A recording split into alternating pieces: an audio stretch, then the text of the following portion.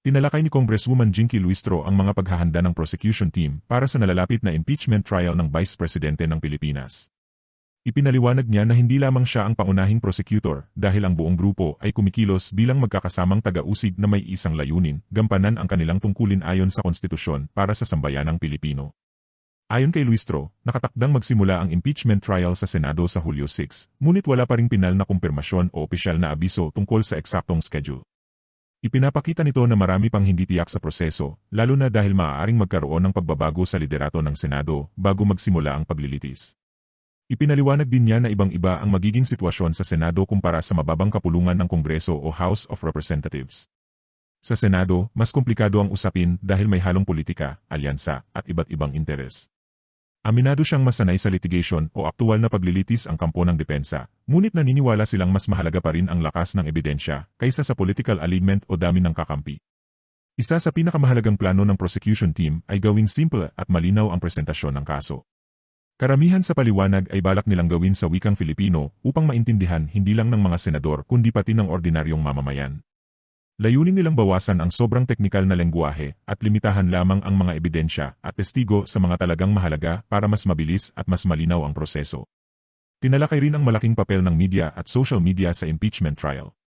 Para kay Luistro, hindi lamang sa Senado huhusgahan ang kaso kundi pati sa Court of Public Opinion o opinyon ng publiko. Dahil dito, mahalaga raw ang tamang impormasyon upang labanan ang maling balita at paninira online. Gayunpaman, sinabi niyang hindi nila papansinin ang mga walang basehang akusasyon at mas bibigyan nila ng pansin ang mga responsableng mamamahayag, content creator, at bloggers na nagbibigay ng makatotohanang impormasyon.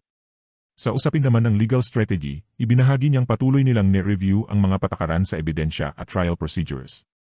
Nakatuon umano ang mga dokumento at ebidensya sa 4 na articles of impeachment na may kaugnayan sa hindi maipaliwanag na yaman, confidential funds, at umano'y bribery o panunuhol. Hinihintay rin nila ang pre-trial conference kung saan ayusin ang listahan ng testigo, pagmamarka ng ebidensya, at iba pang detalye upang maging organisado ang paglilitis. Ipinaliwanag din ni Luistro na kakaiba ang impeachment trial dahil hindi ito ordinaryong criminal o civil case. Tinatawag itong sui generis, isang natatanging constitutional process kung saan hindi lang puro teknikalidad ng batas ang batayan.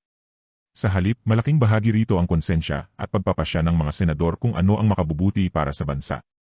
Nagpahayag din siya ng pag-aalala sa ilang senador na nagbibigay na agad ng opinyon bago pa man magsimula ang paglilitis. Para sa prosecution team, mahalagang manatiling patas ang mga senator judges at personal nilang marinig at makita ang mga ebidensya at testigo sa loob ng korte.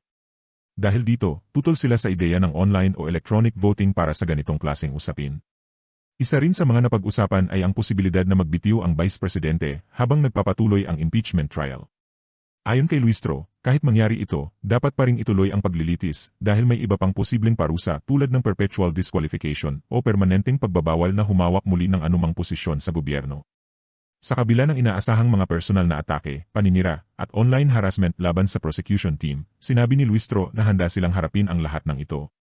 Naninindigan silang pananatilihin ang profesionalismo at respeto sa buong proseso dahil nananagot sila hindi lamang sa Senado kundi sa sambayanang Pilipino. Sa kabuuan, ang impeachment trial ay hindi lang simpleng laban sa politika, kundi isang malaking pagsubok sa sistema ng hustisya, pananagutan, at demokrasya sa Pilipinas.